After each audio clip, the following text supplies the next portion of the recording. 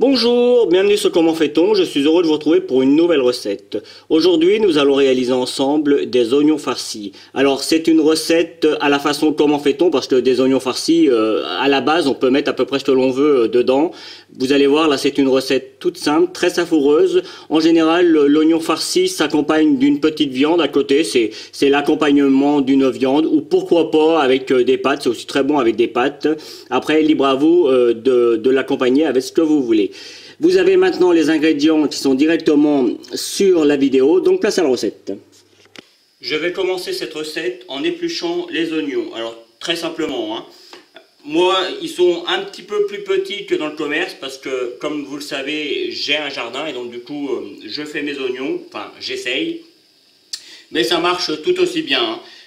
Ils seront juste un petit peu plus petits mais le principe reste le même. Donc on les épluche comme je l'ai dit et puis on va découper juste la partie haute. Vous voyez, en dessous, il y a une partie un petit peu plus dure. On la garde parce que de cette manière, ça permet d'avoir une assise. Et on coupe juste la partie un petit peu haute. On garde le petit chapeau que l'on va mettre à cuire après. Là, vous voyez, quand je l'ai épluché, il a déjà commencé à...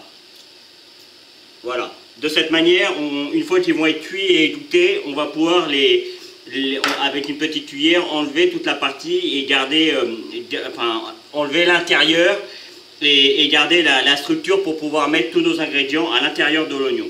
Donc j'ai fait chauffer une casserole avec de l'eau chaude salée, j'ai mis du gros sel dedans et là comme ça arrive à ébullition et pour éviter que je me brûle, je vais tremper hop, mes oignons et c'est parti pour 10 minutes de cuisson. Alors, je vais mettre mes petits chapeaux en même temps.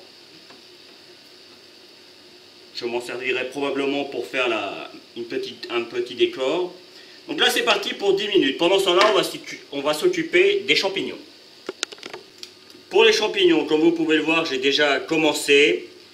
Alors évidemment, on les lave. Si vous avez une petite brossette alimentaire, n'hésitez pas à les frotter un petit peu. Mais ça suffit, il n'y a pas besoin d'enlever la peau, c'est dommage. La peau, c'est bon. Je vais juste baisser un petit peu mon feu parce que ça a tendance à aller un petit peu vite. Voilà. Évitez d'en mettre partout. Moi, j'enlève uniquement une petite partie, pas la totalité, une petite partie de la queue, parce que souvent c'est assez ferme, c'est pas forcément la partie la meilleure. Et puis comme vous pouvez le constater, à l'aide d'un couteau, on vient découper des petites tranches assez fines et assez régulières. Hop, et voilà le travail. Évidemment, on fait comme ça avec tous les champignons. Et puis après, une fois que les oignons vont être cuits et qu'ils vont s'égoutter, on va s'occuper de la cuisson des lardons avec les champignons et avec la crème fraîche. Allez, maintenant que les oignons sont cuits et égouttés, on va pouvoir passer à la cuisson du reste. Hop, je mets ma casserole. Alors, je prends une grande casserole parce que, comme vous pouvez le constater, les champignons, ça prend quand même beaucoup de place. Alors, à la fin, il restera quasiment plus rien, mais au début, il faut quand même un contenant assez grand. Je vais utiliser mes lardons. Alors, comme vous pouvez le constater, si vous suivez mes vidéos, vous avez l'habitude, mais ils sont congelés. Pourquoi? Simplement parce que on a toujours besoin de lardons en cuisine, ou en tout cas très, très souvent. Et de cette manière, je les congèle, ça évite de les perdre dans le frigo. Souvent, on les laisse dans le frigo, puis on n'y pense plus et on les perd, donc c'est dommage. Dans le congélateur, ça se garde plus longtemps et surtout, on en a toujours sur la main. Le principe après reste le même. On met dans la casserole, pas besoin de matière grasse, hein, les lardons suffisent eux-mêmes. Alors là, c'est des lardons allumettes, hein, ils sont plus petits que les vrais lardons. Hop, j'étais parti chercher une cuillère en bois. Alors au début, ça va accrocher un petit peu, le temps que la graisse se fasse, c'est tout à fait normal. Donc c'est pour ça, on n'hésite pas à mélanger à l'aide d'une cuillère. Et c'est parti. Là, sur le coup, on va attendre que les lardons commencent à colorer un petit peu avant de rajouter les champignons.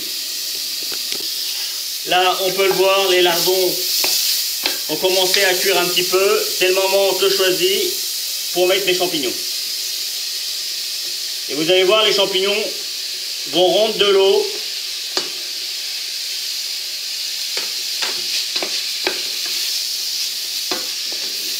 Et là, le but, ça va être de faire en sorte d'évaporer un maximum d'eau. Donc au début, ils sont un petit peu fermes, et puis vous allez voir, plus la cuisson va se faire, et plus les champignons vont se transformer. Alors sur le coup, je rajoute pas de sel, il y en a assez dans les lardons. Je rajouterai un petit peu de poivre à la fin. Vous voyez là, les champignons commencent déjà à changer un petit peu de couleur. Allez, c'est parti pour quelques minutes de cuisson. Juste pour vous montrer, vous voyez, les champignons rendent leur eau, là on voit bien, hein. Et c'est ça qu'on veut absolument que ça s'évapore. Il doit ne rester quasiment plus d'eau. Alors évidemment, on mélange régulièrement, et puis vous voyez, on vient gratter un petit peu la casserole, comme ça on prend tous les sucres, les sucres, hein, pas les sucres, les sucres de la viande, des lardons, et ça va donner un bon goût au reste de notre préparation. Donc là, j'en ai pas beaucoup, ça va prendre une petite dizaine de minutes pour faire évaporer tout ça. Alors, les champignons et les lardons sont maintenant cuits, vous voyez, il n'y a plus de jus ou très peu. Donc là, c'est vraiment très bien. Je vais le mettre de côté. Je vais vous expliquer comment tailler le persil. Alors, en général, normalement, il faut du persil frisé. Moi, j'en ai un petit peu, vous voyez, il est là. Mais c'est la fin de saison pour le jardin, donc j'ai plus de persil plat, ça marche aussi. Si vous n'avez que du persil frisé, mettez que du persil frisé. Si vous n'avez que du persil plat, mettez du persil plat, ça marchera tout aussi bien. Et vous voyez, pour le tailler, c'est pas très compliqué. Évidemment, on le rince un petit peu avant. Moi, ça vient de mon jardin, donc j'ai pas trop d'inquiétude à avoir. Mais quand ça vient de magasin, vaut mieux tout laver un petit peu et bien essorer. Donc, on le met un petit peu en boule, comme ça, on sert bien comme il faut. Et puis après, il suffit juste, vous voyez, pas besoin de hachoir ou quoi que ce soit, ça c'est tout seul. En fait, la cuisine, c'est assez simple. D'ailleurs, en parlant de ça, j'avoue que j'hésitais avant à faire des recettes quand même assez simples, comme celle-ci, hein. Franchement, il y a quelques ingrédients, c'est tout le monde, c'est vraiment à la portée de tout le monde. Et puis, je me suis décidé quand même à en mettre une ou deux sur ma chaîne, et je me suis rendu compte également que ça marchait bien, et les gens aimaient bien ce genre de recette parce que c'est assez facile, et donc comme je viens de le dire, c'est à la portée vraiment de tout le monde, et donc du coup bah, je continue. C'est plutôt bien parce que du coup ça m'ouvre une multitude de recettes que j'osais pas faire, un petit peu comme par exemple des carottes râpées au zeste d'orange et au jus d'orange. Ça paraît super simple comme ça, mais c'est ce que les gens recherchent. Et en plus, l'avantage, c'est que c'est souvent très simple et c'est souvent très savoureux. Donc, pour en venir à notre recette, je vais baisser un peu mon feu quand même. Là, on peut y aller à feu doux pour commencer. Voilà. Juste histoire de mélanger tous les ingrédients. Je vais mettre donc mon persil. Alors, ce que je vais faire par la suite, là, c'est... Je ne vais pas dire que c'est facultatif, c'est mieux de le faire. Maintenant, si vous n'avez pas toutes les épices, c'est pas une catastrophe. Donc, je vais rajouter un petit peu de cumin. C'est vraiment un petit peu, hein. Vous voyez, là, avec le cumin, je l'ai mis comme ça, mais là, avec la coriandre, vous voyez, c'est juste une petite pointe de cuillère à café. C'est vraiment histoire de dire qu'on assaisonne. Je vais mettre également un petit peu de curcuma, ça va donner un petit peu de couleur. Et en plus, tout ça, c'est bon pour la santé. Et du gingembre. Pareil, hein, j'en mets vraiment très peu. Voilà. Du coup, je ne vais pas mettre de poivre, le cumin faisant office de poivre. Je mélange tout ça. Il ne me reste plus qu'à rajouter ma crème fraîche. Et on pourra s'occuper à faire le montage. Pour la crème fraîche, vous voyez, je suis généreux. Je mets une bonne cuillère à soupe. Là, je vais remettre mon feu un petit peu plus fort, de façon à mélanger tout ça et à cuire un petit peu tout ça. Bah, je suis dans une région, alors je suis pas très loin de la Normandie, je vais pas vous dire exactement où je suis, pour m'éviter des ennuis. Vous savez, je te sais avec les réseaux, hein. Mais je suis quand même pas très loin de la Normandie. Et dans ma région, on mange également beaucoup de beurre et beaucoup de crème. Après, attention, hein. Évidemment, tous ces ingrédients, ils sont bons. Préférez d'ailleurs de la crème fraîche normale, avec la matière grasse. Le tout étant de savoir ce que l'on fait, et puis, évidemment, de ne pas en manger forcément tous les jours. Si le midi, vous mangez assez gras, et bien le soir, vous faites quelque chose d'un petit peu plus équilibré. Une petite salade, des fruits.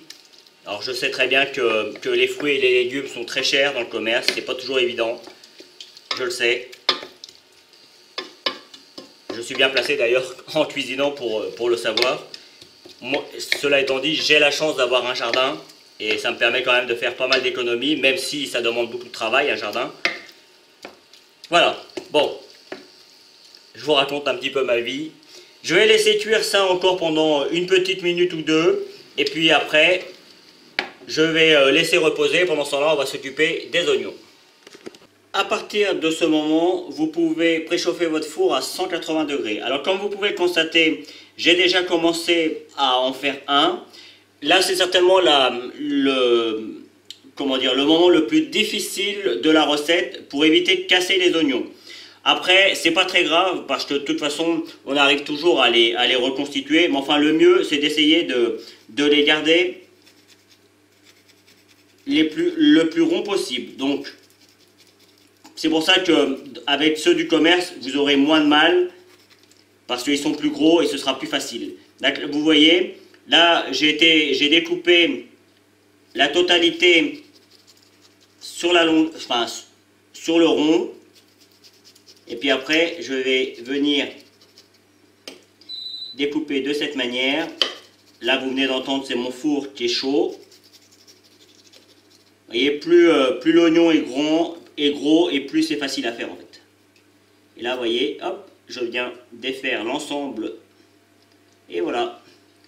Et il me reste la structure de l'oignon.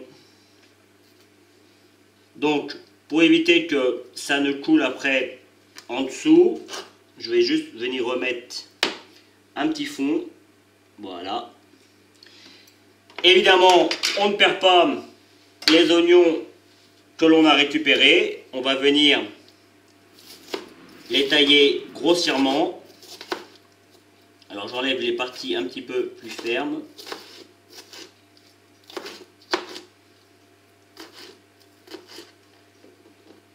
Moi j'ai mis 10 minutes de cuisson, hein, vous avez vu, c'est bien. Moi personnellement je trouve que c'est bien. Après si vous avez peur que ce soit que ça manque un petit peu de cuisson, vous pouvez aller jusqu'à 15. Je continue de hacher mes oignons et on se retrouve. J'ai repris ma préparation avec la pulpe d'oignon que j'ai hachée assez finement. Alors, vous allez voir, il y en a toujours plus. C'est normal, hein, comme toujours dans les recettes. On le met au four dans un petit ramequin, tout ce qui vous reste, vous mettez ça au four dans un petit ramequin à côté. De toute façon, les oignons farcis, en règle générale, c'est pour accompagner autre chose, en général une viande. C'est une sorte de décor, hein. Ça amène les légumes d'une façon assez stylée. Moi, personnellement, je pense que je vais le faire avec des pâtes.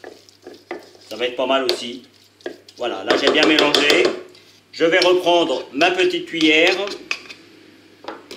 Et simplement, je vais venir garnir tout ça. Regardez comme ça va être beau. Vous voyez, hein, j'hésite pas. Je viens bien garnir tout ça. Voilà. Hop, encore un petit peu pour mettre sur le dessus.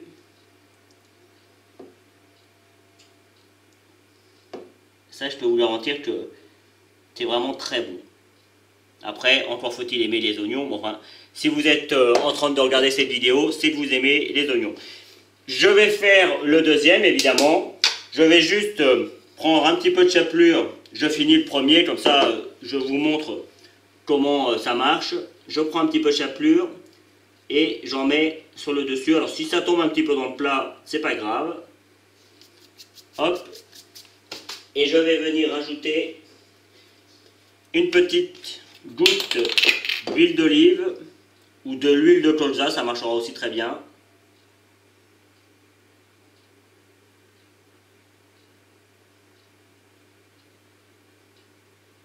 Voilà.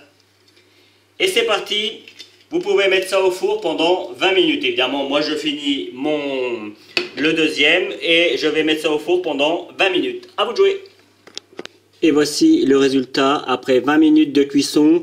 J'ai juste mis 3-4 minutes sur la fonction grill pour avoir une chapelure bien croustillante et puis bien dorée pour que ce soit joli pour la présentation.